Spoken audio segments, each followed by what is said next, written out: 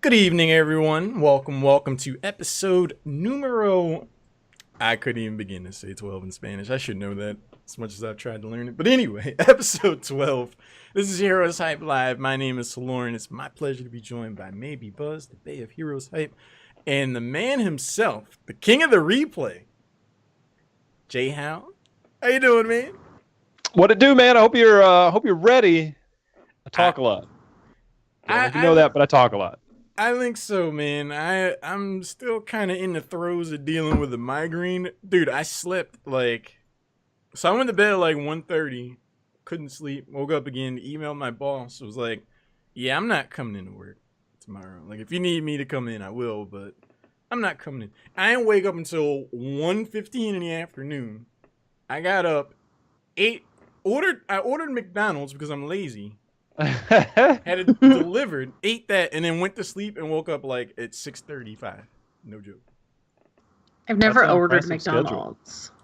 I have. Uber Eats, dude. It got here in like 9 minutes. It was beautiful.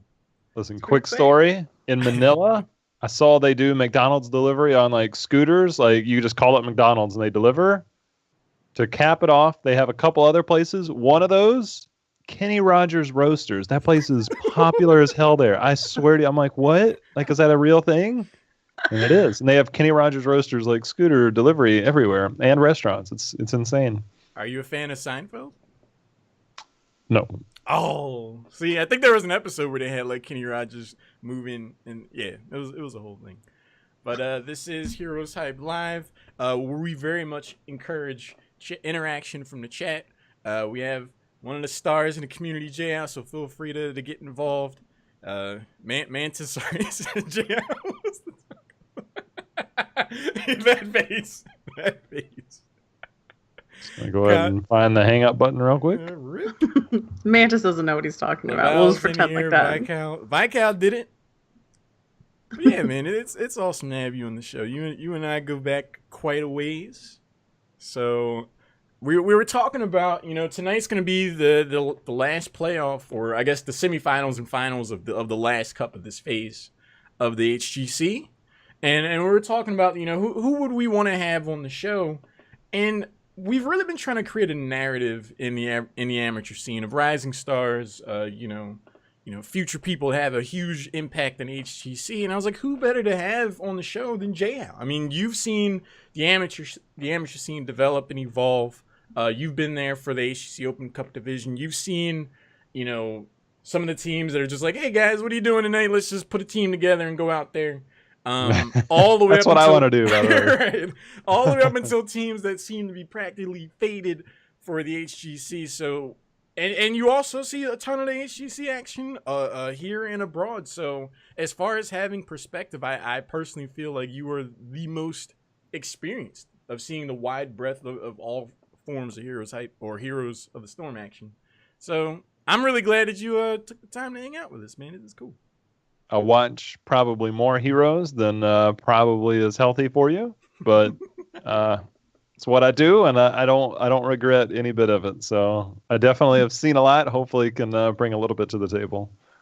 You're gonna bring more than a little bit, my friend. That I'm confident.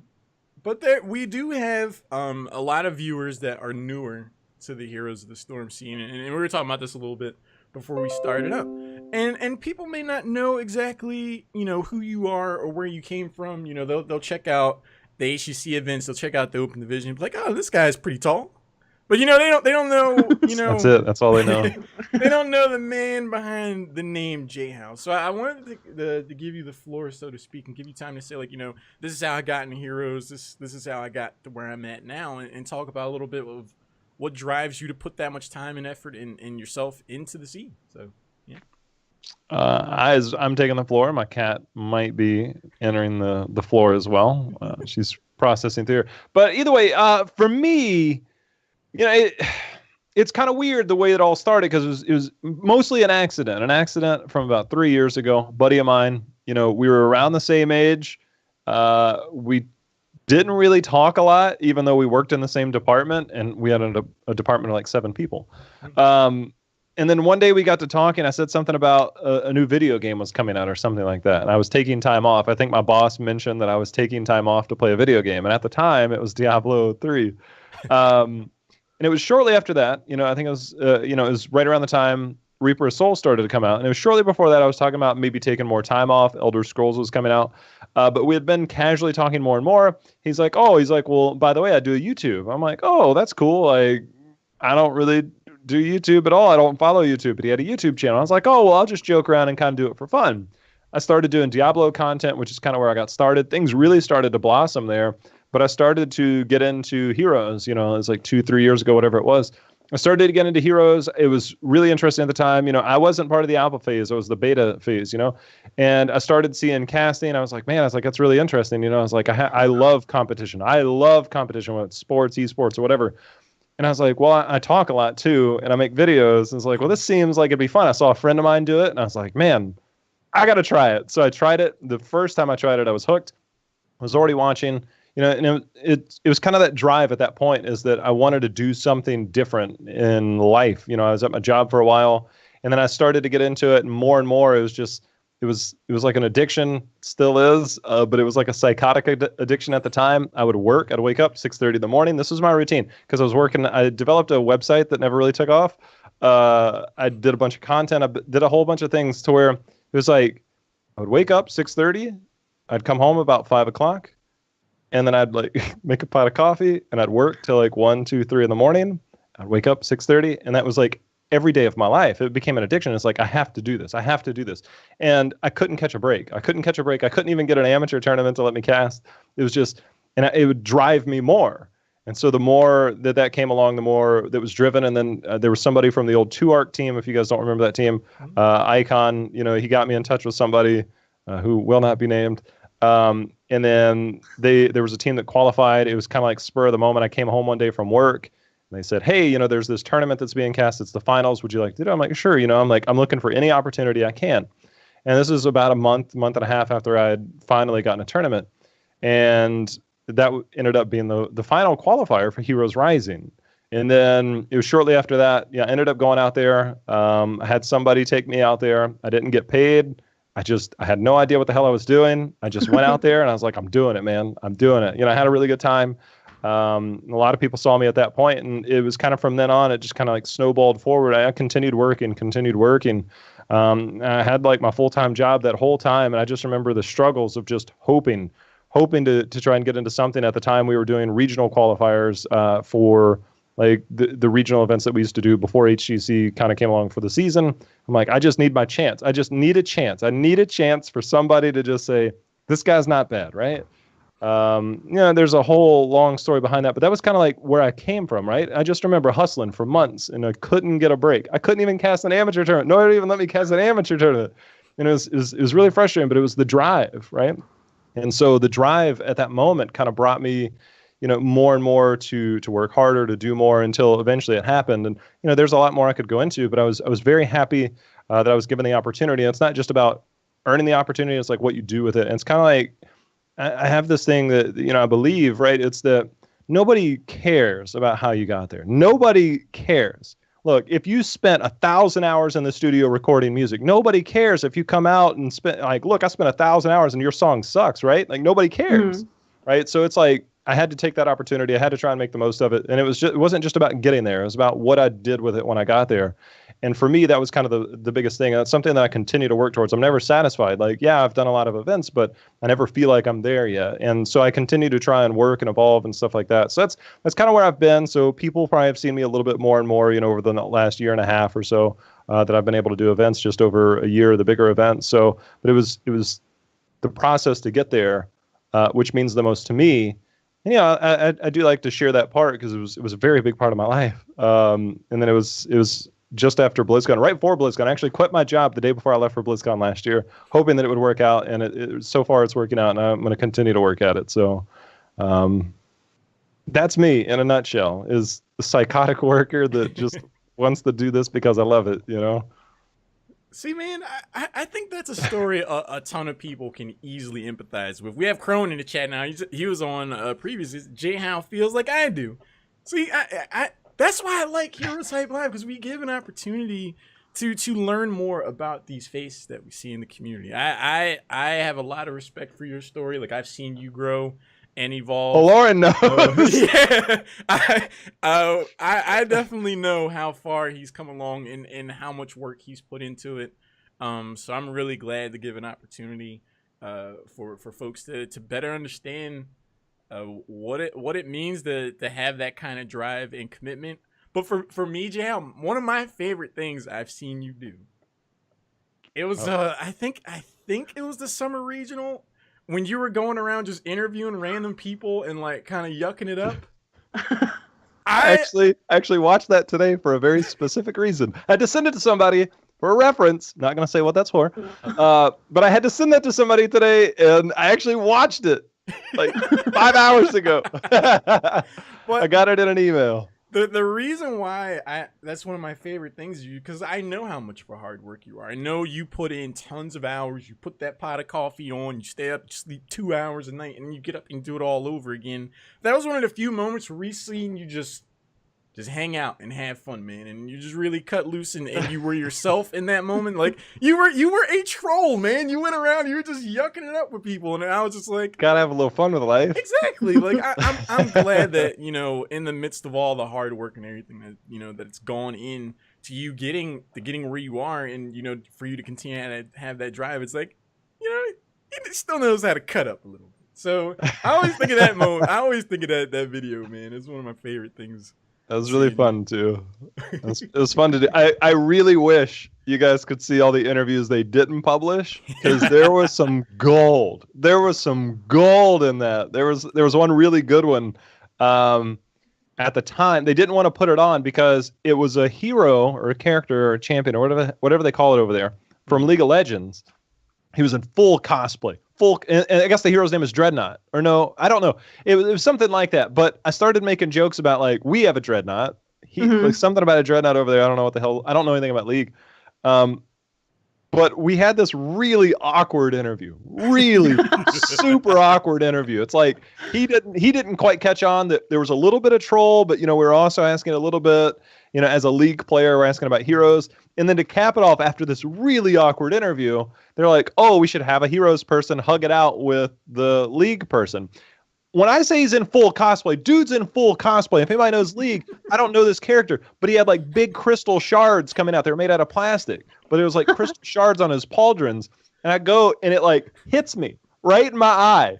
And, like, the corner, it scratches my face. And I had to have like the makeup fixed up, right? But it actually hit me in the face. And that didn't make it live because they didn't want to have a League of Legends, like a competitor, in our interview and me trolling them. But I actually got hit in the face when I was just like the slow-mo of you getting hit in the face. That would have been good. So whatever hero that is, I got bodied. Try to cross the bridge and get your face scratched for it. Oof. You tried, man. You tried, man. That's a good one. That's all part of the sacrifice. Ogre 22 Jhow said the Jerry Lawler of HGC. I don't know what that means. Oh, not like the wrestler, but yeah, isn't it Jerry the King Lawler? It's one of the announcer guys these days. He's I know Jerry the King Lawler, but I don't know how I'd be curious to hear the connection as well. So if you could add some context to that. Oh yeah, that's right. You interviewed Crone's hair. I did. That was exciting. I was like, just don't turn around. I'm just gonna interview your hair. No big deal. Nothing to see here. That's freaking awesome, man. I mean, like I said, it's really cool to hear, how you have evolved personally, and what it's taken for you to get here. But another thing that you've seen on your journey is how the amateur scene and the on-ramp towards professional scene has evolved as well. The HEC is a whole new beast this year, obviously. But you do have a very interesting perspective on how the amateur scene has changed overall. I think it's a very different beast from what it was last year to now. How do you see the amateur scene in general evolving from last year to now? So I'm gonna take this from a two-sided approach because I'm probably the most critical of certain aspects from our teams. Mm-hmm. But it's also because I hold them to a higher standard because I've seen such an improvement. I've seen time invested, right? So as a caster, you don't want to be too critical on people because you know that they're putting in the work and nobody wants to be like, oh, well, he said I'm bad, even though I'm putting in, 10, 20, 30 hours a week. And that's nowhere near what I'm trying to accomplish, right? I try and hit it from an analytical view, but at the same time, I fully respect a lot of these teams that are out there. And it's kind of the thing is by now having an avenue to get to the pro division, I've seen more people in the amateur scene put in more time than ever before. Back in the day, it was kind of like, let's see what roster swaps we can make, hope we can qualify through the regional qualifiers and make it as one of the top 8 teams and then, get a free trip somewhere, right? And now that doesn't happen, right? So now you have to play for a season in the open division. And that's the thing is you also have other avenues, HeroesHype, things like this right here that's been around for years, right? This is more, HeroesHype is there, but now we see teams that are also trying to make it pro are looking for more practice. We see people that are still coming in for fun, still coming here. And that's the thing that I love about the amateur scene is that you don't have to have 10, 20, 30, 40 hours of practice a week. That's just, you don't have to. You can come in and have a little bit of fun with it. But from the top into the amateur scene, I've said it on the open division multiple times. Obviously, people are looking at Hiro Sarthe to do well and make it to the Crucible and things like that. But we saw the same thing from LFM. I was really optimistic about LFM, but I think the pressure got to them in the playoffs and they didn't qualify for the Crucible, despite having a tremendous amount of talent. We saw some changes there. Now a couple members over here between them and Imported are doing well. But on the same note that I was talking about that I can be very critical, it's because I actually see moments where I'm like, man, like these guys, if they put together a complete game the same way that they've done, like they are the caliber at there. And sometimes I think right now the amateur scene, it's more about consistency than anything. So in a nutshell, I'd say that I'm really optimistic about the future because of the time commitment that people are putting in and the dream and a clear-cut avenue to saying that for 6 months out of the year, I am guaranteed a paycheck and I'm a professional player at a game that you love and you invest your time into. So to me, that is what gets me excited on watching these teams like Imported Support, Donkeys R Us, Heroes Hearth. Obviously, we know where they've come from. Team like Flame is Lame, who I'm sure we'll talk about at some point. Teams like that are very fun for me to watch, despite me being critical at times. They're very fun for me to watch because I can see the time that they've put in. If they didn't put in the time and there was no avenue, I'd be like, same old team I've always seen. But there's always improvements. I think that's what I like the most. Who do you think's the most improved team from this half of the split? I don't know. That's a really complicated question. Like my expectations for Imported after the changes that they had, I wasn't sure where we'd see them go. When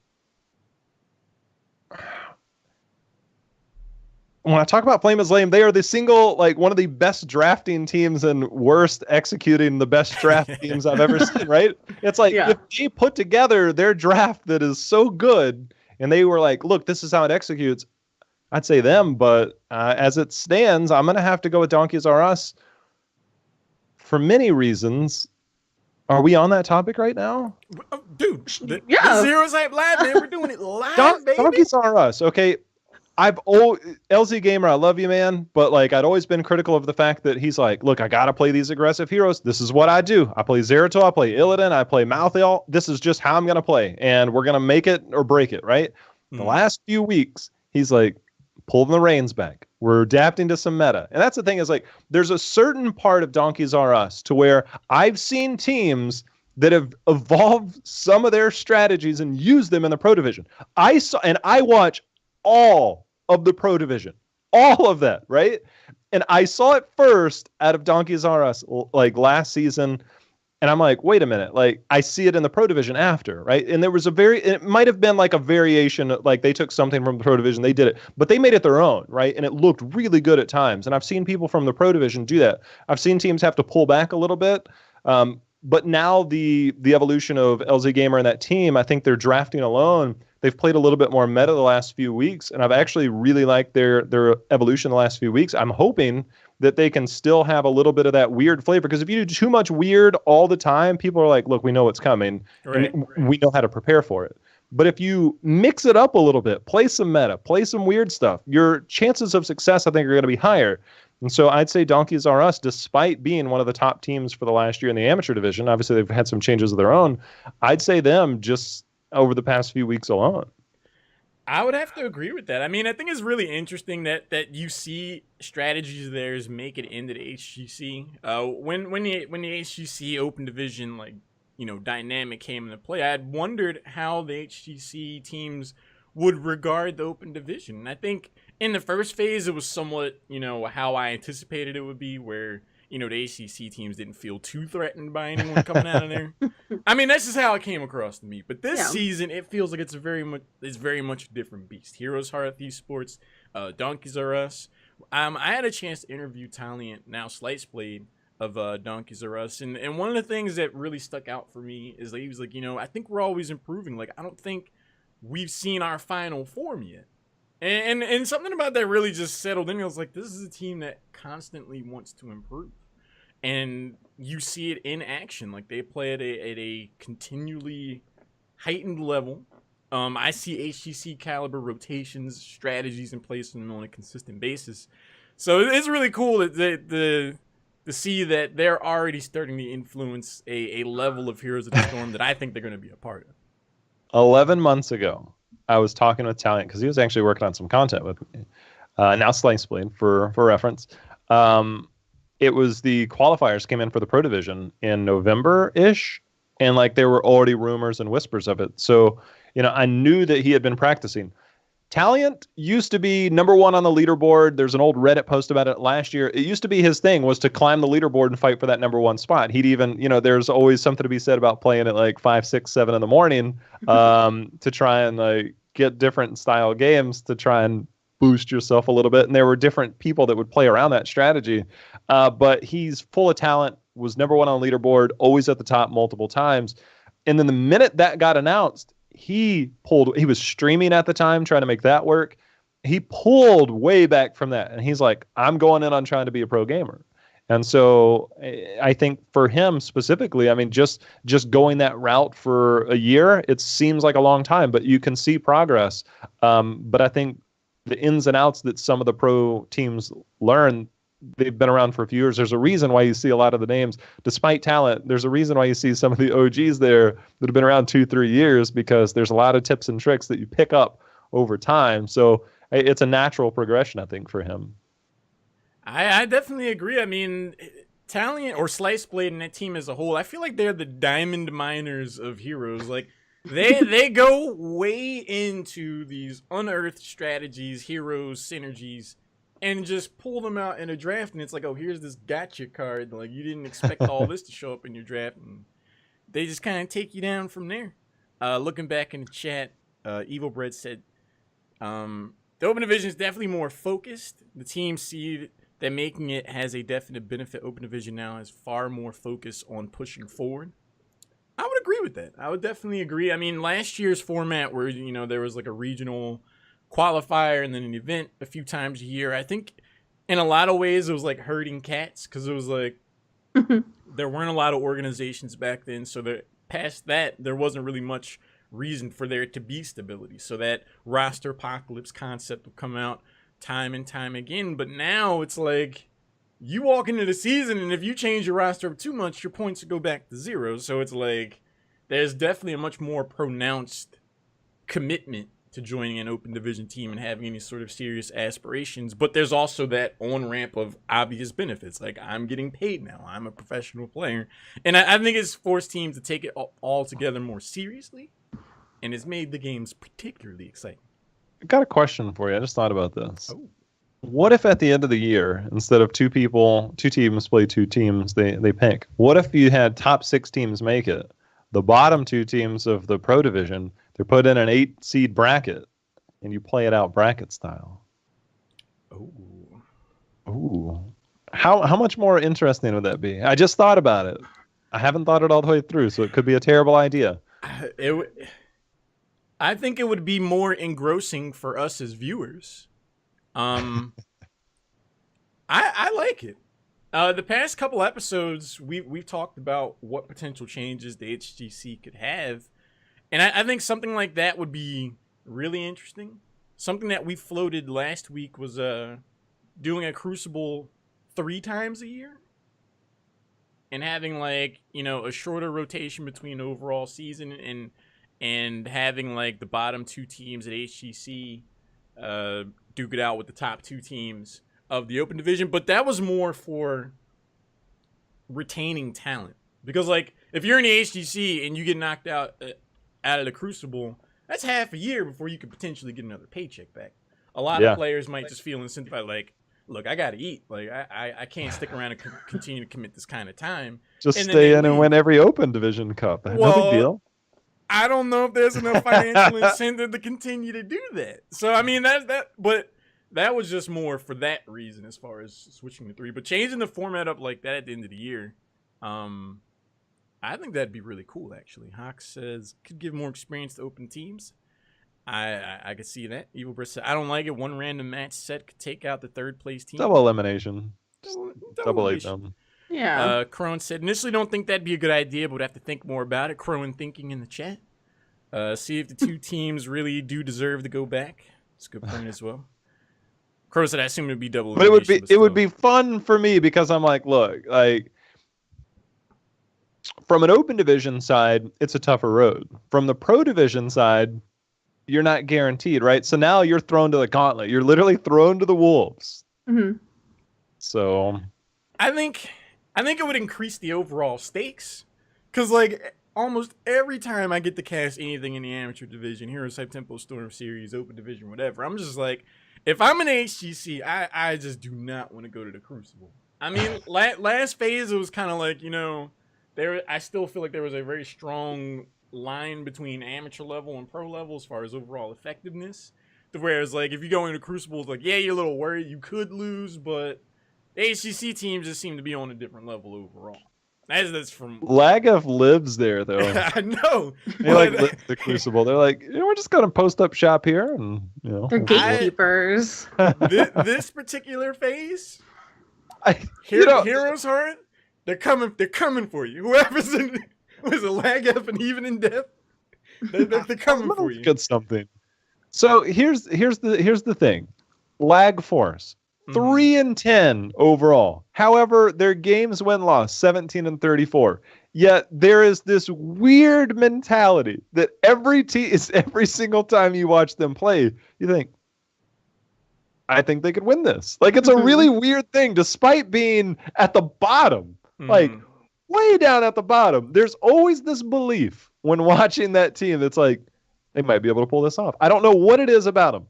But it happens, and I don't know why it happens, because sometimes they lose terribly, and other times they have it really close, and they're just like, let's team fight so we can throw, and then other times they go out and they dominate, right? It's a really weird conundrum with them.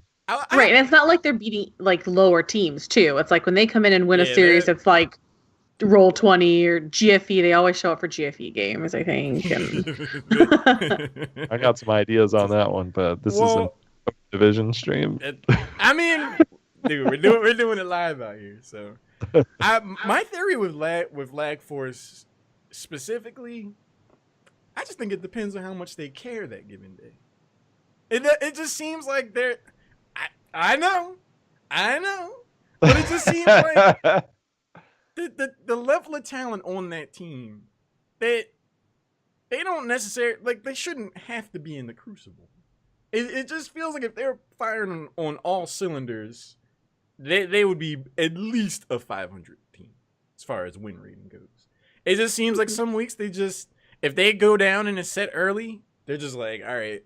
It just comes across in how they play. I don't know them personally, but I've seen Zuna just like put a game on his back, make all kinds of plays, play at a micro level that's just like insane. But then other weeks it's just like that kind of fire is just not there.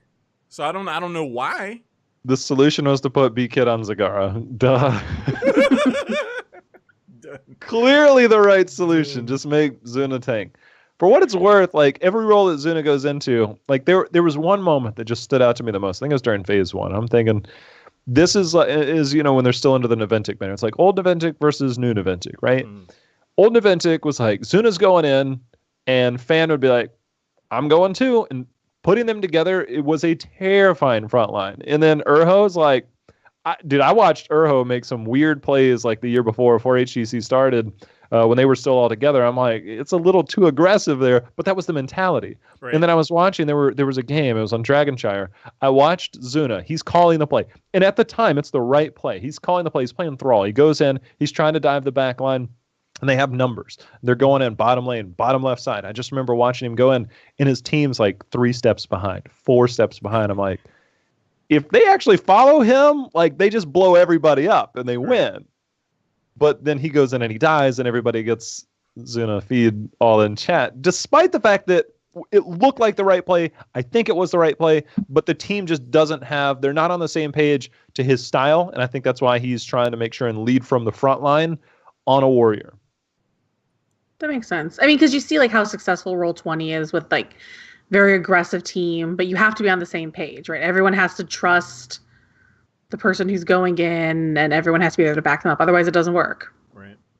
I could see that. I definitely agree, because like when they were, Bob Ross fan club, they were some of them. That was some of the most aggressive Heroes of the Storm you'd see on the planet. Like they would go in, and it would be down a tier, it'd be whatever. They would just go in, they would just win a team fight, and they'd worry about macro later. And they were just taking That's heads the thing. off. It was crazy. It's still his mentality, but they don't win the fights. Yeah, they might sometimes. Like I watched them on Battlefield of Eternity run Abathur Zagara, and they're like, "Oh, this is fine." And then they're like, "Oh, what if we just like cloned this and then would dive behind the Immortal," which is a really good strategy and to a certain degree. But they're doing it with like these comps are like, "There's no way you should be taking these fights with this team comp." They're like, "We don't care. Like we're still gonna do it." And I was just like, I guess it worked. It was really awkward. I think it like threw the enemy team off. Like, what in the hell is happening? Like, why is this like this? It's really fun.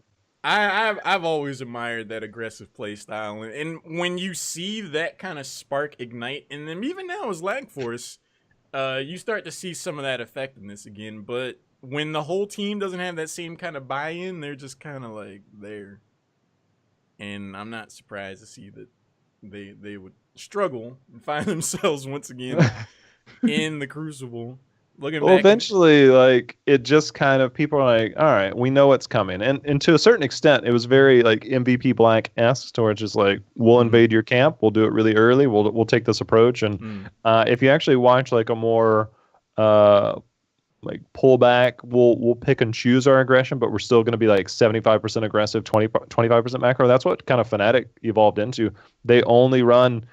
That's a big difference between like if you were to like compare NA and EU, you have Fnatic, they'll run the split lane with Webby, and they'll 4-man. They always make sure that they have kill potential. They don't run the full double support stuff all the time, and they'll commit to a 4-man. They'll make sure that they can try and get an early pick, do it around objectives. They'll invade stuff, control the map, and it not necessarily gets a huge lead, but it controls the pace of the game, and it does a lot of those things. And that's one of the things is like pacing for me is one of the things that I talk about a lot. But then you look at a team like Gale Force, they split Udall because his best way of shot calling is in the solo lane, and he does that, and it's a bit chaotic at times, but they run this weird 4-man that has 0 kill potential. I'd love for them to just be like, look, we're taking our limiter off. We're going to leave you. You can still make the calls, but our 4-man, we're going in. We have kill potential. And I wish they would draft more of that style. But that's like the difference between NA and EU right now is that at the top of EU, they're willing to have that approach. And NA, that's where like kind of roll 20 comes in, except their approach is unlike anything I think I've seen from most teams. But it works for them. So when I see teams that take that approach, and by the way, if you go back and you look at every global championship, they're not running this weird double support. We don't have a planned meta. It's like, we know what we're doing and we're going to make it work. Just going to say.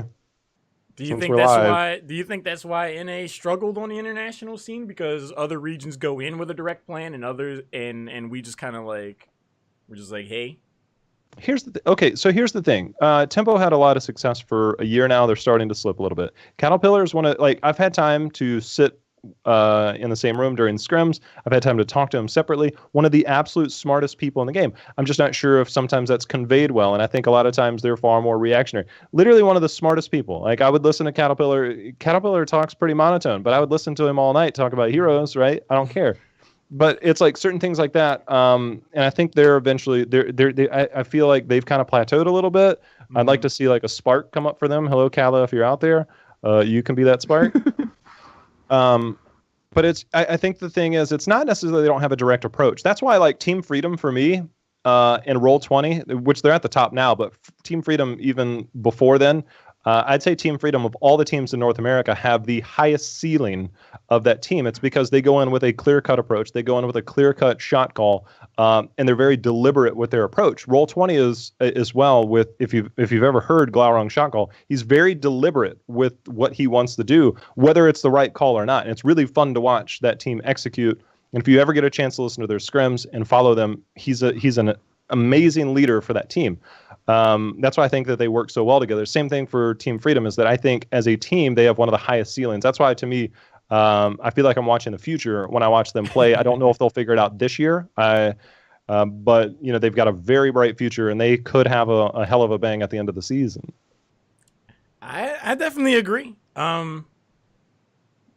It's interesting to hear that perspective, because I personally feel like the best shot calling is when, like, there are 2 or maybe even 3 calls made ahead of time. It's like, we're going to rotate here, we're going to try to go for a gank, and then we're going to go for the siege camp. Like, when you articulate a strategy like that, you can have that fluidity, because people can queue up in their minds what they're going to do next, and then they can act much more gracefully as a result. And I think that's where you start to see some of that heightened level of play. But like you said, man, you can be as intelligent as you want, but if it's not conveyed in a way that, is easily palatable or read, we could see a bit of clunkiness. Or capitalized on, yeah.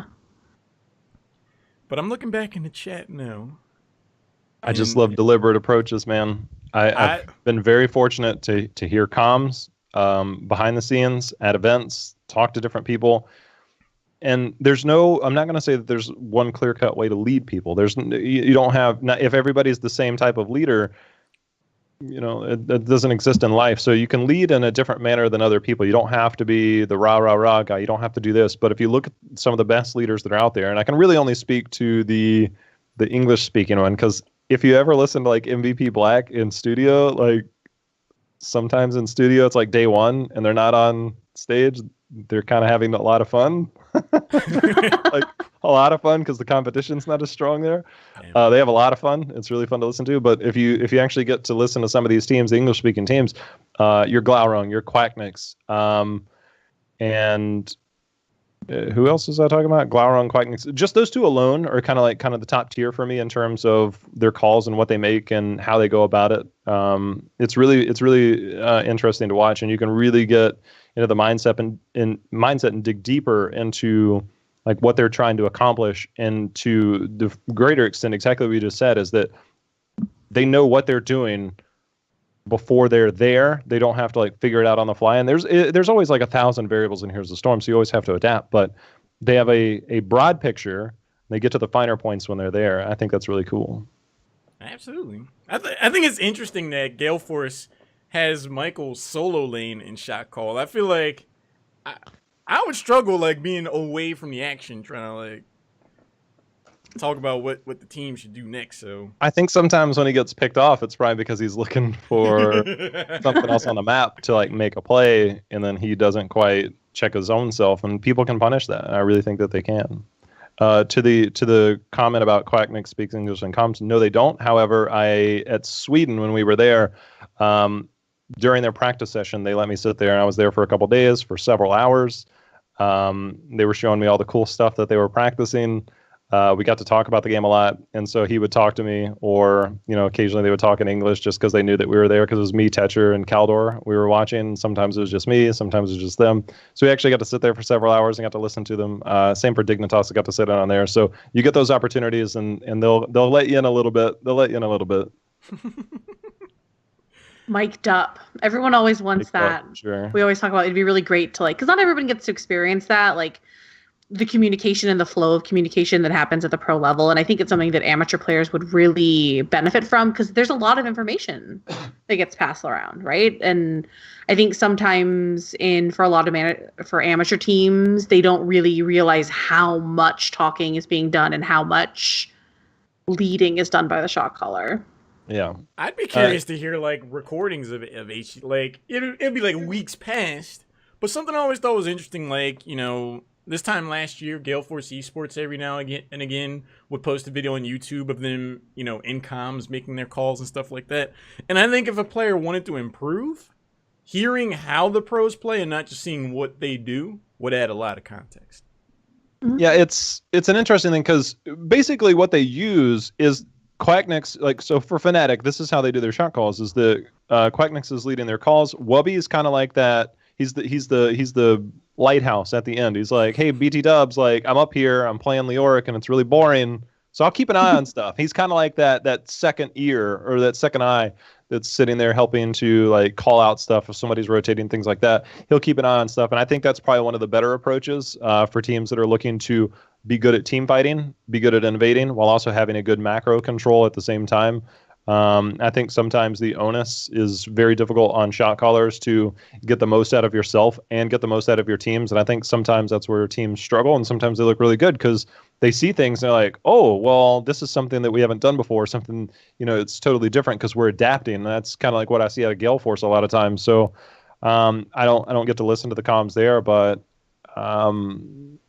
the structure, I think, sometimes of shot calling is both I think it's a burden at times on certain players versus others. But if you listen, I'm telling you, if you ever listen to Glaurung, he's loud as hell.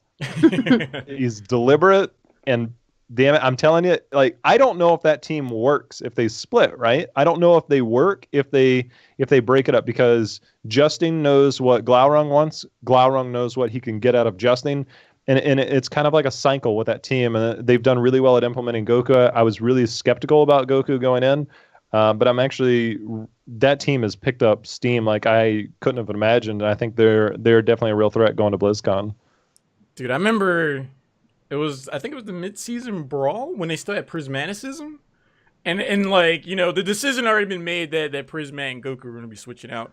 And Prismat was going off regularly in those matches. I was just and you're trying to trade this guy away? I don't know. It seemed pretty weird, but I am glad to see that Goku's filled in there and is done as well as he has. To the scrim idea not too long ago. Yoda? Rip. Names.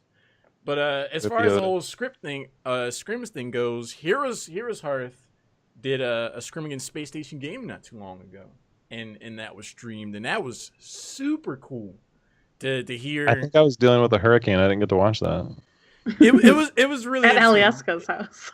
It would be worth it to go check it out, because Hiro Sarthe is this team, has these familiar names. They're hanging out here in the chat now. You see them show up in the open division, and they do things like they break out murky. Don't no. No. Look, if you are studying the team and you I'm gonna go pull up some drafts, you're like, nah.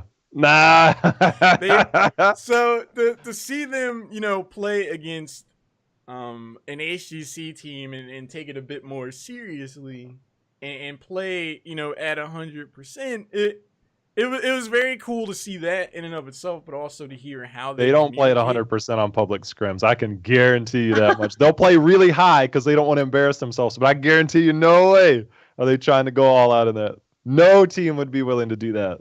That's fair. Like That's fair. even like when they did the roll 20 scrims towards the end of last year, I was like, that's not their real team with tempo and stuff. I was like, that's not their real calls. That's not they're good. They're good. They're trying to win and they're trying to practice. So I'm like, that's not them at their best. It's a really fun thing. Well, I mean, that makes it all the more intriguing for me because I think the closest we've seen Heroes Hearth feel like challenged and play at 100% was like Bloodlust. Yeah. In any other instance, it's just like, are they like keeping are they tying an arm behind their back willingly? Because like they don't really have to play lights out. So I think they were still figuring their team out though. Back then? I think they're a lot. I mean, we're 2 months later. Yeah. They're a lot better now than they were 2 months ago. And they were already good right in July. They were scary then, man. I mean, McIntyre said, to be honest, 80% of the comms. Oh, okay. Yeah, that's not full. I haven't heard theirs. Again, I didn't get to watch that dealing with whatever it is I was dealing with. I was either traveling or I was coming back from the hurricane. I don't know. Right. Life's been crazy for a month now. But yeah, they don't want to embarrass themselves. They don't want to like get like 4 leveled every game for the night. But yeah. I don't know. I'm just curious. I'm just curious to see them, play at their highest level. I don't think they've been necessarily challenged in any real way to do that just yet. I think we saw some glimpses of it when what cup was it? One of the Open Division Cups. They went to Game 3 against Imported Support, and that was some of the most exciting heroes I can remember from the international stage on down. Because it was like these.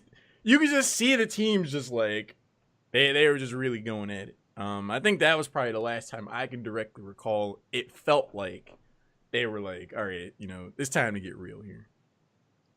My favorite one was 2 weeks ago when Arthalon got Tyrande and stayed him based. Oh, that's right. Shot owls out.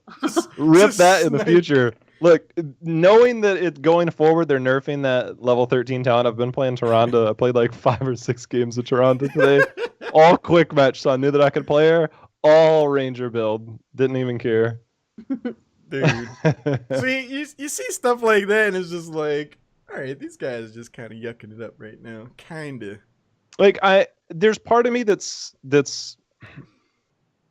from a casting perspective, it's very difficult to cast in front of lots of people because you have to show respect to both teams right. when clearly one team might be outmatched. And then I think, wait a minute, like they're trolling a lot. Just be honest. They're obviously not taking 100% seriously. So I think, all right, will this come back to haunt them? But then I'm thinking, even last phase, there were amateur teams that were scrimming with pro teams because, scheduling and stuff like that. And even now, I don't know scrim schedules or anybody's scrim schedule at all, but I can pretty much assume that Heroes Hearth is scrimming, obviously with the Space Station Gaming stuff going out there, that they're scrimming with pro teams.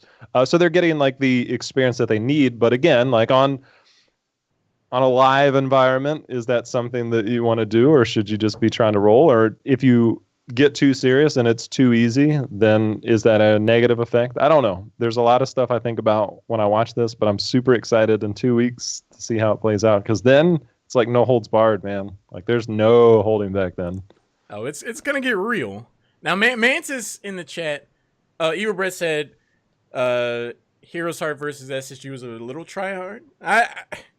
The games were fun to watch, so I definitely think they weren't just too leisurely. But Mantis asked a really interesting question. With Heroes Hearth and now Operative eSports joining the amateur scene, do you think we'll see more teams getting noticed by orgs? Jhow, I'll ask you that. No? Honest opinion, I think it's somebody that is willing to put in the time and effort and has a good vision. If that team does well, tell me who. Okay, Lauren, what sport do you follow?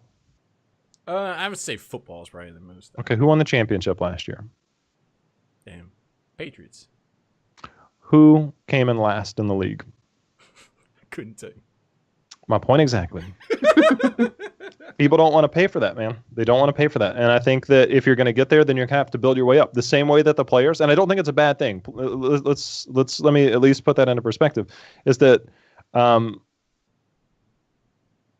when you have startup organizations, you have to start from somewhere. If I'm doing a startup organization, I'm starting with an amateur team. I'm going to invest everything that I possibly can. I don't have the financial means, potentially. Maybe I do, maybe I don't. But I'm going to invest into that. I'm going to invest all of my time. I'm going to invest every single resource that I have because I have the ambition that I want to make a team work. Will it bring in top tier organizations? Probably not. Will it bring in people that have that ambition and things like that that could potentially grow into something? Yes, absolutely. And I 100% want that to happen. And no matter what you do in life, you've got to start from somewhere, whether it's a bottom of the barrel esports team that you want to build up, you want to be involved in, you want to help that team get better. They've invested in that and the players are invested in that. And, I watch a lot of motivational stuff, and it's not the process of where you get there. It's what you become in the process. And that's the thing is you don't have to be the best at the time in the process. It's what you get out of it as an individual. And I think that's some of the things that the teams and the players that are investing in this, they're fully committed as a 5-man team. Therefore, that organization is willing to do what they do. And it's not always going to work out. Not everybody has the same drive. But them putting in that, they'll get a lot more in return. If they ever make it to the pro division, I have no idea. But they'll get a lot more in return out of that individually and as a team than they'll ever get that they could put into it. And it's something that you don't know at the time when you're doing that. So I fully encourage organizations like that. But in all honesty, will it bring in more recognition from top tier teams? Not necessarily. If it's a team coming in and they're like, oh, even amateur teams are sponsored and they don't know anything, maybe. That just means that somebody's got money and they're willing to throw it around. But I think that's more from the top down, the Blizzard level and the HEC Pro level, that we'll see stuff come in. And I think they're making a lot of the right steps there.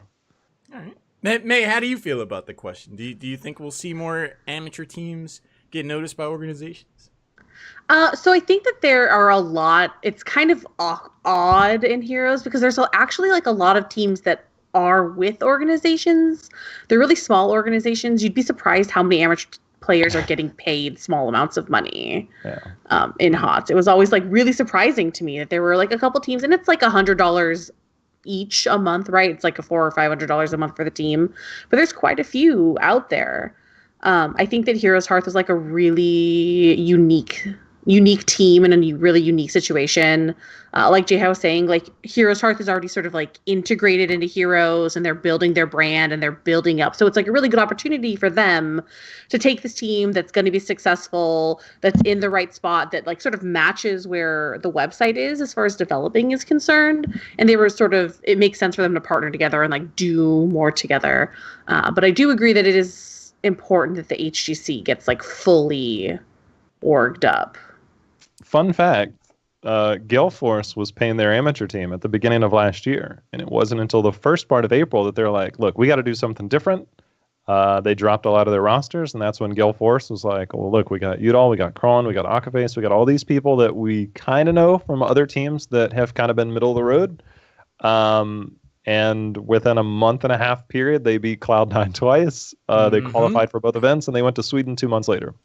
So that does happen. And if people are wondering, oh, it's never going to happen, that happened just last year and a half ago. That was actually happening. For those people that don't know about that, Gale Force was paying their amateur players at the beginning of 2016. They made roster changes, and they had great success with that roster. And they went from a nobody organization, and I'll say that because I know the owner, him and I are friends, to all of a sudden they were featured during the X Games doing, I believe it was car soccer. Soccer. What? The car soccer. I didn't know that. Rocket League. Rocket League, bro. Rocket Not League. actual. Soccer. I was driving. Yeah, car soccer, Rocket League. Okay. And several other. They've picked up a lot of teams. They've got a fantastic Hearthstone player, Terrence. I met that guy last June. But they've blown up, man, and it does happen. It does happen. It doesn't happen often, but it does happen. Do you? I remember only because it's like my friends, right? But that old GFE team, it was like Alamau, Mysticles, Yeah. Hexo, Ball and Beast. Yeah. I think they some of them are playing under the team name Animals right now, if I'm not mistaken. I think Ball and Beast is on that roster now with the Ebros. Memory Is serves. he? Ogre22 says, pays to kiss up the offices of existing pro sports franchises. Years ago, my cousin got me a hookup from the Arizona Cardinals playing Street Fighter 2 tournaments. I mean, what, Dignitas is partnering with the Sixers now? It's happening. So there's Miami definitely Heat. some, Miami Heat, I think, is getting involved. There's another basketball team whose name presently eludes me. The Heat. Yeah. Was that it? I thought I knew there was like two right out of the gate. Misfits. Okay. Yeah. So there's definitely some on ramps there. As Soccer far as teams, like the the Arsenal owner, I think, is doing Overwatch now. So well, you gotta throw out the big bucks to get an Overwatch now with the Overwatch League. That's a whole different thing. But I feel like anytime an amateur team gets an org, I think it's exciting. Like I agree that Hiro Sarthe is a unique instance. That is a team that has built-in talent and protagonists. Their reputation not only precedes them, but speaks to their potential as an overall unit. They have streaming communities built in, so there's definitely visibility that's already there. And those instances from those like a marketability standpoint, they're already a professional team. And can we pause there really quick because that's like such an important thing that you just talked about. Don't forget when you say pause to say run it back. Run it back. Oh, there. Let's run it back. Like being marketable as a player is really, really important. And as people are like making the transition to pro and wanting to be pro and be considered a pro and professional, marketability is huge. If you stream, if you put out content, all of that helps make that decision for orgs. Yeah. I mean, Lauren, what do you think about that? You gotta be able to stand out in front of the camera and talk to people. I think there's been plenty of instances where we've seen like a team make it's like, oh great man, congratulations. How does it feel? You won it, and it's just like, that's pretty cool. And that's it. And it's just think Quackmix has got any new fans this year? I think you might kind of one or two, maybe. My favorite interviews are like the ones like the ones when they start talking like. And then, but sometimes they go in like, and then, they kind of say like, and like, I feel bad, man. Twitch chat goes in on those interviews. They go in on those.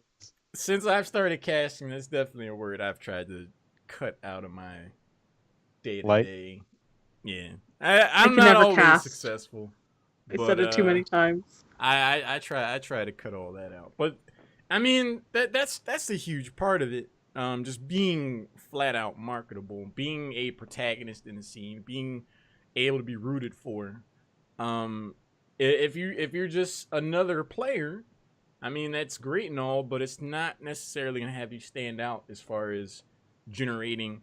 Because when being picked up by an org at the end of the day, it's advertising. You're developing a brand, you're promoting a brand, you're becoming the face of a brand. Yeah, it's great that you can play the game well, sure.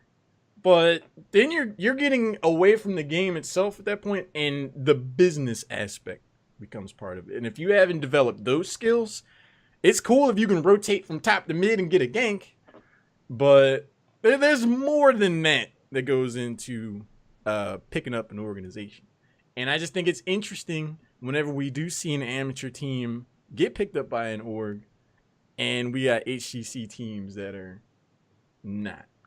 Like, what does that say? Cowhead recognizing the psalm sheets. Oh. Mantis says it has a good point. Half the players' Twitter's accounts don't even mention that they're pro HOTS players in the HGC. It's a problem. I mean, Jhow, we've talked about this in previous episodes. It's kind of interesting that the conversation's geared towards what changes can be made in the HGC. But like, a team wins the best of 5. It's like, hey, how did it feel? How did it win? And there isn't really much of a window, or at least the window that's given to these players is not always capitalized on to present their personalities and garner more of a fan base. It's just like, hey, it was pretty good. That murky pick was a little crazy, but we dealt with it. All right, shout out to the teams. All right, bye. And this is kind of like it.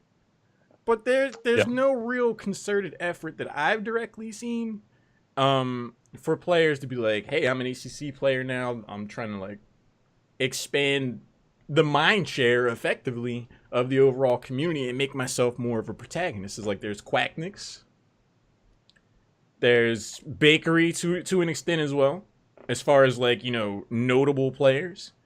In NA, there's Udall. What about being the villain though? Does it matter whether you're the protagonist or the This might antagonist? be some of the most savage. Ask Mopsy. Dude, HeroesHype, they make it into Pro Division. You think Arthlon's antics in Open Division would go over very well in the pro scene? I'm sure there'd be a lot of conversations to be had about that, including 1 hour comments. If HeroesHype, if we live in an iteration reality where HeroesHype makes an HGC and Arthlon's in the base throwing owls at people and they win the set, that's a story right there. That's a story. Do you know Arthlon's taller than I am? I knew he was tall. Really? Yeah, He's I taller know than that. me, yeah. That's the only person. At Heroes Rising, somebody's like, you got to go over there and walk to see if he's taller than me. I was like, I think he is. So I walked over to him. I'm like, hey, man, I got to see if you're taller than me. Yeah. I didn't know he was that tall. But Brooklyn Bum says Glau streams every once in a while, but that's it for Roll20. I mean, yeah. There's just not a lot of, and they it's not because they don't want to stream. It's because like a lot of these teams are spending like 6 to 8 hours a day doing scrims, some 4 to 6. But we're talking about a big window of your life. You're scrimming. So streaming before or after that, you're either streaming really late or you're streaming really early because nobody ever wants to just put up a 1 or 2 hour stream. So I think that's probably why we don't see more teams just due to scheduling, but that could just be also lack of commitment. It depends on who you talk to. Yeah. So I can understand why some of them don't. I would personally be like, I watch Crone stream. He's not a pro, but I watch his probably as much as I watch him. I watch him. I watch Jhow for entertainment. Yep. I watch myself stream. Jhow 4444. There you go. I checked your stream out too. I was watching yesterday and got into a PTR game with you.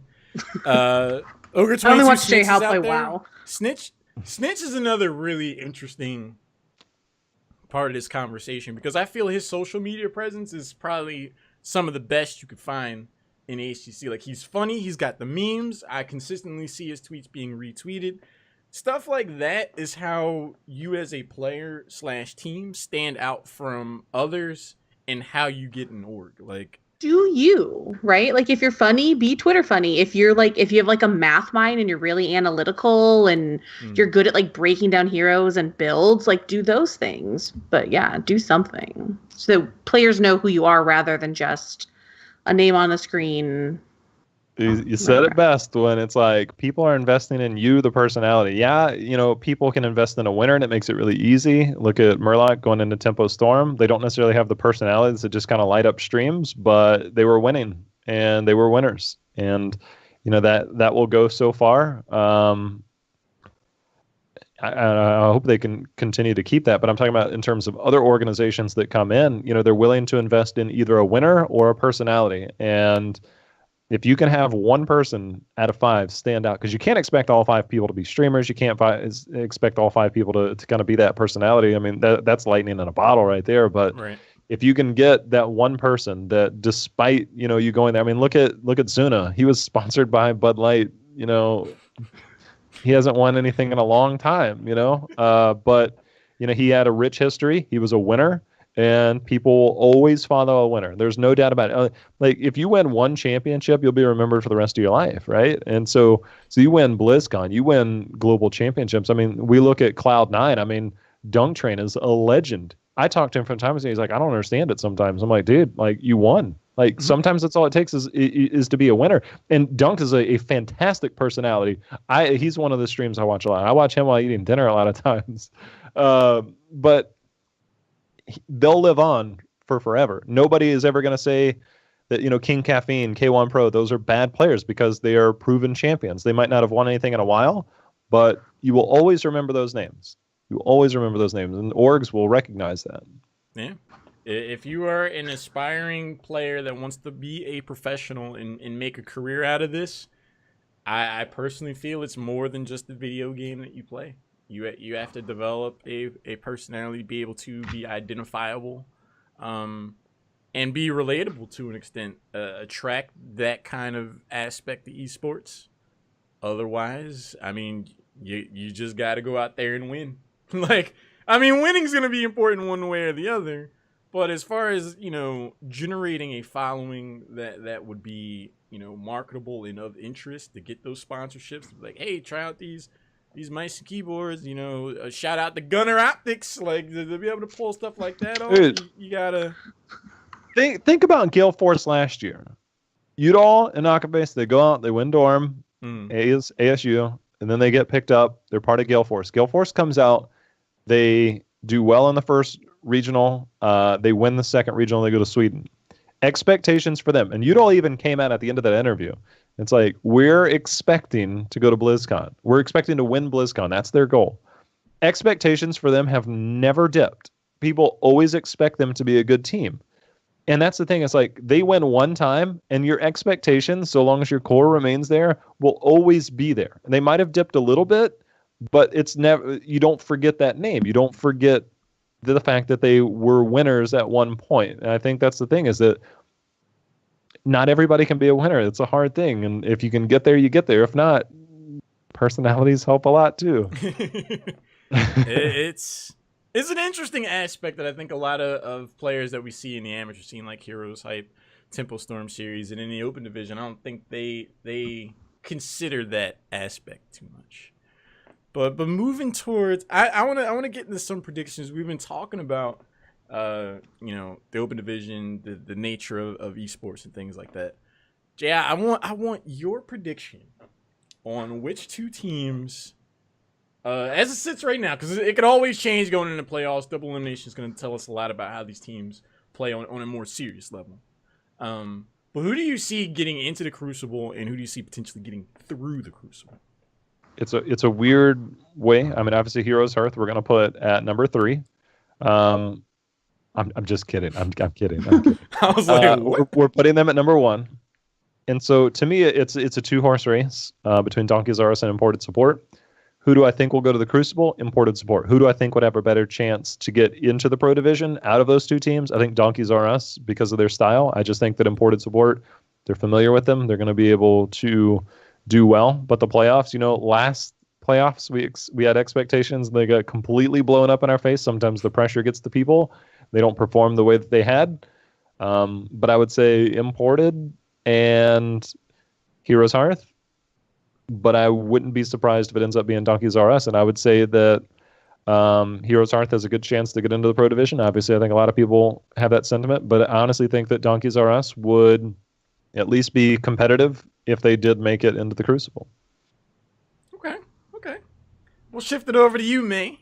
How do you think it's shaping up right now? So yeah, HeroesHype I think is in there. I like Imported. I think it also depends who they play, right? If HeroesHype picks EID, then I think it's going to be like a little bit of a harder path for them. Okay. Wait, even in death would be a harder path than Lag Force? No. I'm saying that if HeroesHype pick even in death, it'll be harder for Imported to get through an event or Lag Force. Laval in the chat say whoever wins the playoffs and picks even in death probably will make it. They have the advantage though where they get to their scrimming pro teams, which I don't know, especially like with DRU. I don't think the DRU gets many pro scrims. I think they're pretty exclusively amateur scrimmers. Imported does get some pro scrims, I believe. So but EID has that advantage that they're definitely in the pro meta a little bit more, and the pace of play and the style of play, I think they're just more comfortable with. But I don't know. It could be either way. I feel super bad for even in death. I mean, the circumstances with which they got in HCC were a little curious, to say the least. I don't think a lot of people really read the fine print to really understand what was on the line there. And I think they came away from the Crucible like, all right, we'll sharpen up, we'll get better, we'll play and improve and get ready for next. Wait, what? What's in this? What? They look at their inbox and they're like, I feel like they were just kind of like thrust into that stage a little sooner than they may have been ready for as far as their skill level goes. And then you're battling nerves from every moment on past that because you're like, I was maybe 80% ready to make it an HGC, just like winning my way in there. But now I'm kind of here just to fill this slot. Like, I guess I got to try to find this other 20% somewhere. And I don't think they really found it. What do you think about Jhow, a land for Crucible? Logistics, time, and investment into a team that may or may not be coming in means that your scene is doing really, really, really well. I don't think it's necessary. Like you go from between, depending on where you're at, 40 to 60 ping, hopefully at worst, to like no ping, and it can have an effect. And I think that having teams together in the same environment really help communications. But I think that keeping, because we have EU as well, I think that's one thing to be considered is flying out 4 EU teams to play 2 games probably isn't a wise investment. So I'm okay with it being online. From a financial perspective, I'm sure the players would love to do it in-house, but I think it's understandable why it's not. I think if it was hyped up and promoted more, there'd be more of an argument to make it a LAN. Maybe make like the top 4. I don't know. Maybe make it like a multiple day thing where it's like the semifinals and finals of the Open Division are a LAN, and then like the Crucible's the 3rd day, something like that. I think that could be interesting. It would kind of frame what's on the line for the players and make it a more serious endeavor. But yeah, the scene overall would have to be in a pretty healthy place for all that. Yeah, that's a big investment. Yeah. Zombie said imported supports played LagF in the last Crucible. Hopefully it helps them instead of mindset for the next one if they make it to the Crucible. The potential remix would be pretty spicy. I personally think, here's how I see this going down. Hiro Sarthe wins number 1. They walk through even in death. Like Murky style. I don't know if they don't break out the Murky. But they're up 2 games to nothing. They go Nova on Tomb of the Spider Queen. Oh, first pick Nova. Dude. I wish I had some tea for that one. But I think Hiro Sarthe, they choose even in death like Pikachu. They're in the HGC. And I think it's going to... Important support and Donkeys R Us, I don't know. I feel like it's Donkeys R Us to set the win. And I say that because if they have enough tricks up their sleeve, like you said, Jay, how we've seen them play more standard traditional things lately. And I love it. But I think that's because they have something up. I think they have something ready to go that's going to stymie whoever they come up against when the moment really comes down to it in the playoffs. I think that they had to adapt is the problem. Really? So you think it's more not because they're trying to hide a strategy, but because they feel that the shenanigans aren't going to be enough, and they just got to learn how to play standard. You do a bunch of the same stuff over. Okay, I'm gonna throw a stat out at you. Prior to this past weekend for HGC, but I live in stats, right? Right. Gale Force had played 43 games. In 33 of those games, Michael Udall had only played 3 heroes. So you're talking about 75% of the time you're playing the same 3 heroes over and over. Most of them, it was like Arthas, Leoric, and Malthael with the occasional Illidan. You think about all those heroes and what they bring to the table. Eventually, you start to get used to that stuff. Like, before I dive too deep into that, I'll sum it up in a nutshell. Udall needs to learn to play Tyrael if he's going to play secondary warrior, so you at least can bring something different there. But eventually teams get used to your style. They get used to the double support. They get used to the weird stuff that you're running. I think that's where Gale Force is running into. That's why they boot camp. They're trying to change up things a little bit, continue to evolve their shot calls. And they've kind of run into the familiarity process of, look, this is your meta, and teams are starting to adapt. And in Gale Force, for what it's worth, they had a lot of, I think it was 7-1 or something like that, or 6-1 over the first part of this phase.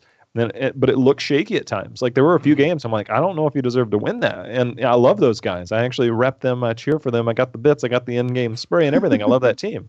But I want to see them succeed. I want to see them do well because I know the time that they put in. But teams have gotten used to stuff like that. And I think that's kind of the same thing as the Donkeys R Us, even in the amateur division. Teams started to get used to the weird stuff that they were doing. Oh, you're going to be playing Illidan. You're going to like split soak and run this weird stuff top lane on Dragonshire. Well, we've seen you do that a dozen times now, so we're getting more and more used to it. And I think that them playing and mixing it up a little bit, you can still go back to it. Don't get me wrong. But I think that doing it over and over and over again, it gets old, man, and people figure it out.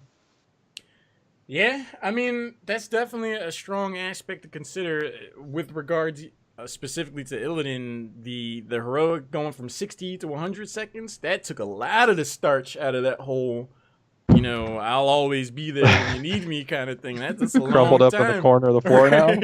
That's a long time before you get another hunt. So I definitely think there's some merit to that.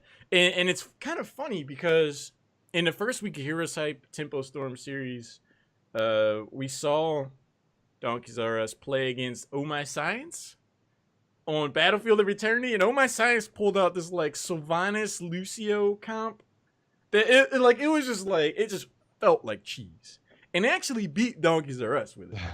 And then they tried to do the exact same thing the next round on the same map and got rocked. Like, Oh My Science got stopped.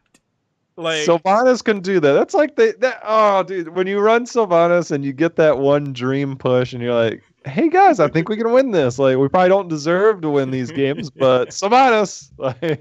it just speaks to the idea of like, hey, this one trick idea, it worked here, but that's a short shelf life, buddy, because once the team knows that that's what you're gonna do, and they shut that aspect of what you're trying to do down, you better have plan B, C, and the rest of the alphabet, or else it's going to look funny. And it kind of did week 1. But Mantis said they're going to be back. They signed up for this week. Nice. Always love I'm gonna play HeroesHype 1 week, and we will bust that out, Cowhead. Jhow's crazy Sylph strats, although I call them stupid Sylph strats because nobody in their right mind should be running them, but we run them and they work.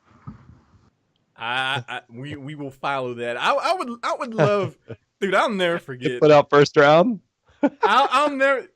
So back during Heroes of the Dorm, during the open division, Environments and some of the guys work in the production area. Yeah. I casted that. So do I. And they were like, hey, we should just like, make a team and play in the open division. It'll be fun for giggles, whatever. And I was like, okay, sure. We had never played together before at all. No practice or anything. And I'm like, all right, cool. Let's sign up, whatever. It'd be 9 o'clock or 6 Pacific to show up. I get invited into the lobby. I'm like, wait, why is Solid Jake and Jhow chilling in the observer got him. Busted. We sought you guys out. We were like, dude, they're playing tonight. I've seen some tweets. We're tracking them down. Dude, we got dumpstered so hard. It wasn't even close. And I was just like, man. So if you sign up for HeroesHype, I'll do it under a Smurf. I'll never tell you. Please believe. Don't let me find out. Because I will be there. Round 1. You guys heard it here first. I'll sneak in round 1. We'll probably lose, and then I'll be like, oh, Lauren, I forgot to tell you we played last night. Oh, dude, I'd be salty. Or I'll message you like an hour later. Oh man, I forgot to tell you we played an hour ago. We lost. Night. See, I'm looking in the chat now. Yeah, I'm gonna be freaking. It's gonna be taken. Like I will find you, and I will cast you. It's funny because a cat like creeps up in the background. Right, I told you. Super ominous. Yeah. Let me find out. You're signed up for HeroesHype. We're gonna be there for that. But we're almost at the 90-minute mark. It's 8:27. You got some of the I got a most cast. explosive I got amateur ready. right? Yeah. So I want to hit you with some quick questions here before we round out for the evening. Kel'Thuzad getting some nerfs in the next patch. Competitive. You think it's gonna be first ban always in HCC? I think he will be this week just because it's pre-nerfs. He has no mana issues. He does come online late because of his Blight passive.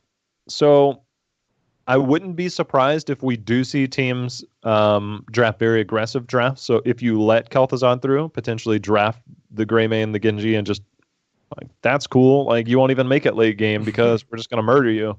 I think that if he's let through, that will be the general strategy.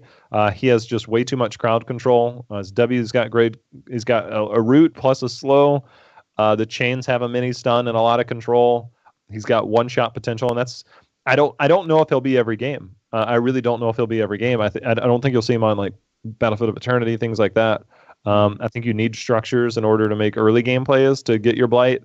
I do think his one-shot blow-up potential is a little bit rough. It is getting nerfed a bit now, and his mana costs are getting nerfed in the future. I don't know. I imagine that teams will probably just like, we don't want to deal with this. The meta's shifted a lot lately. It's like ETC Rhaegar top tier. But Kel'Thuzad does have potential to be first ban potential in a lot of games coming up. Okay. Next question. Anna. Your impressions of her so far, do you think she'll be viable at the competitive level? No. I agree. I think that the only way she's obviously it's double support, so I think she does have a possibility.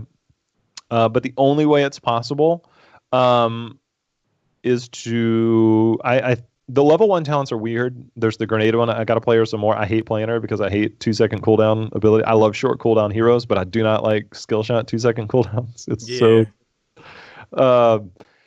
The only way I think that I could see it competitively viable, and it's a weird thing to kind of branch out to because there's the grenade talent at 1, but I think the double pierce dart is probably going to be the only one because it sets up picks. 3 seconds is a long time in heroes. Because if you can set up a pick, set up another CC, set up a combo, you do have potential for deletion. And I think that it would be a double support comp, and I think it would be solely reliant not just because of her heals, which I think are decent if you pick the right talents, but I think it's more so that it allows for follow-up potential. But I worry about how that would work late game in team fights. But it's possible. My early expectations are probably not, but if so, it would be built around that level 1 talent for the piercing and the range on it. Okay. I can see that. I just think I don't think she's only viable in a double support capacity. Because like if you miss those skill shots, you feel it. Like if you don't get that heal at that critical moment in competitive play, it's like I don't know. The grenade is nice though. 2 seconds of 0 heals, like that's pretty good. I put her in like the Tassadar Tyrande category where like she's more utility. Like those side aspects that she brings will be more valuable. You sleep dart somebody, you power slide them, and you set up the big old combo. Yeah.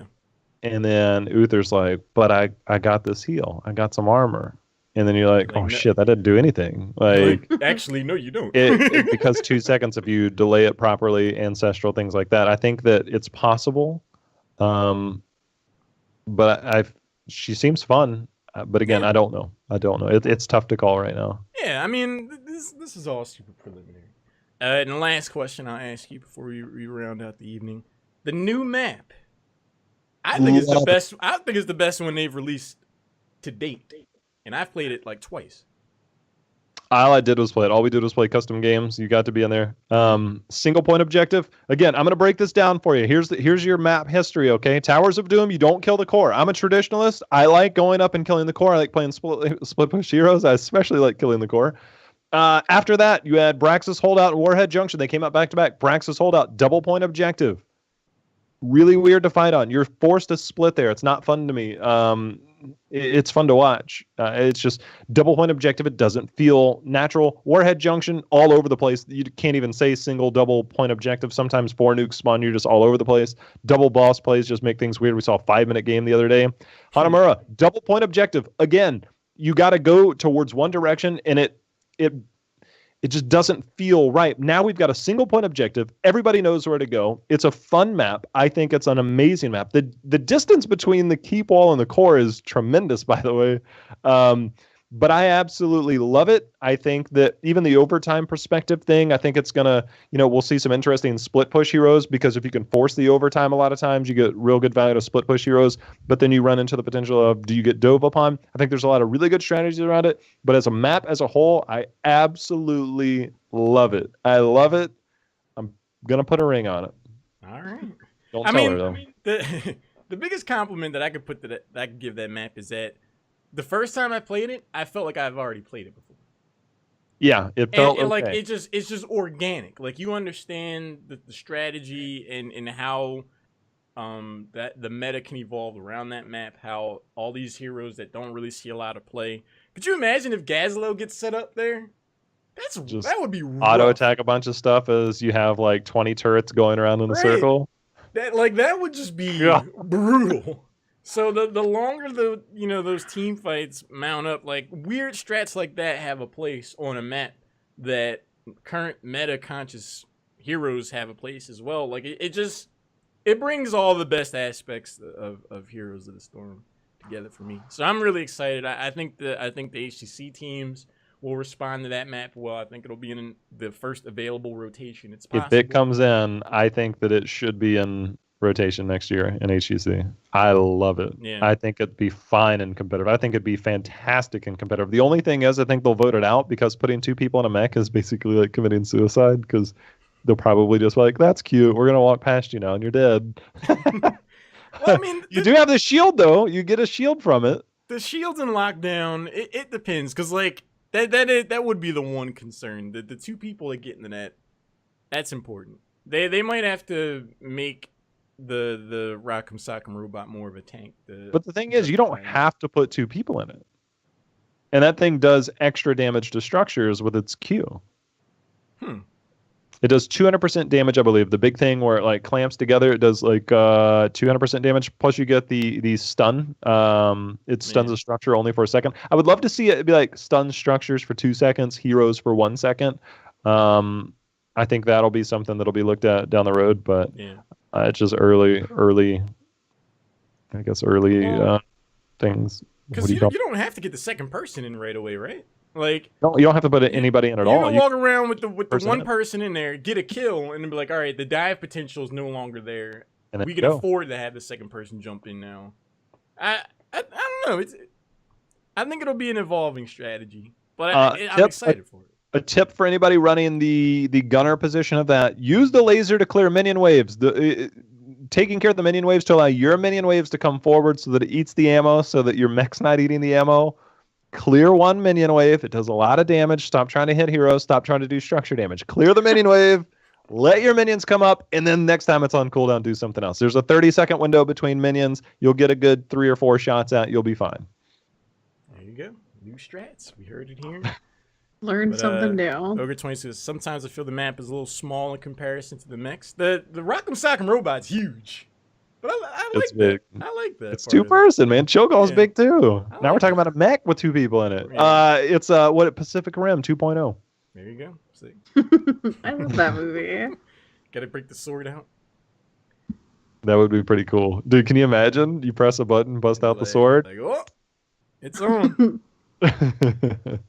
But we've hit the 90-minute mark. Jhow, you got it. You've got a night ahead of you, man. This has been a very rich discussion. It's been really cool to get more perspective on what drives you as a caster and content creator for the Heroes of the Storm scene. Thank you for all that you do. And thanks for hanging out with us tonight, man. It's been a lot of fun. I appreciate having me, man. You know I love to talk heroes, so anytime. Where can the good folks find you at?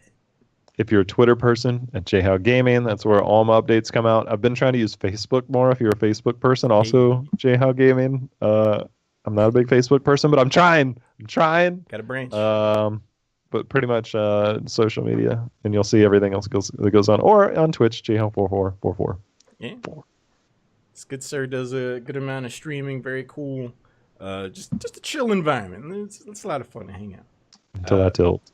Chill? I mean, have you Jhow Ranger, QM Ranger. You always. I say don't walk into the minion waves, and my team's like, but I'm gonna walk in. Apparently, Royalite was walking into bushes the other day with you. I told her, I was like, just press Q. She's like, but I needed to check it. You don't have to face check it. Well, if you get into a viewer game with him and he has a strategy, I would encourage you. I'll drive you to victory or death, one or the other. It'll be fun. It'll be a fun ride. Glory either way.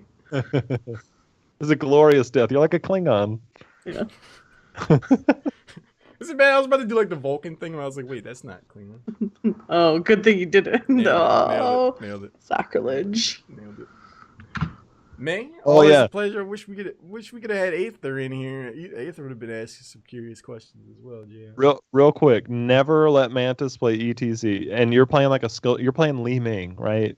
ETC power slides on somebody. You're like, oh my god, this is the freest skill shot I've ever had. And then you press W, and they move out of the way, and you're like, and you're like, dude, just stop pressing W. Don't ever press W. He's like, okay. Next time he goes in, Q's. W's. Come on, man. That's Mantis. That's Mantis. Good job, Dad. Thanks, Dad. If you're playing ATC and you have skill shot heroes or heroes like Kel'Thas, don't press W as ETC. Stop it. You don't do damage with it. Echo Pedal's not that strong. Just don't do it. Don't press W ever unless you're saving somebody's life or you're putting them into position. But don't ever do it. Just power slide and let your teammates do work. Stop trying to kill people. You're ETC. You don't. You're ETC. You don't kill people. Stop trying. Let people that have abilities that kill people press their buttons. Pinball wizard? Oh my god. Pinball? You're fired, Haloran. I'm one of those. I'm out of here, man. I'm out of here. Yeah, I'm out of here. Hey, I like Pinball Wizard, man. But all right. You got to get ready for Open Division. I'll be there checking it out. Thanks again so much again, man. It's always a pleasure to chat with you about hero stuff and everything. Can't wait to see you cast tonight, man. Excited. I'm ready, man. Let's see how the cups round out tonight. All right, we're gonna see who's gonna come out on top. Tomorrow night we have HeroesHype Temple Storm Series 3, continuing week 4. That'll be super exciting. Always stop by here on Tuesdays at 7 p.m. Eastern. We try to bring in folks in the scene and really get to know them and get their perspective on things, and as well as get your own perspective. Please use the hashtag HHLive on Twitter. Let us know what you think. Let us know what you want to talk about. We encourage discussion here. Thanks so much for hanging out, guys. But for now, I'm going to call it.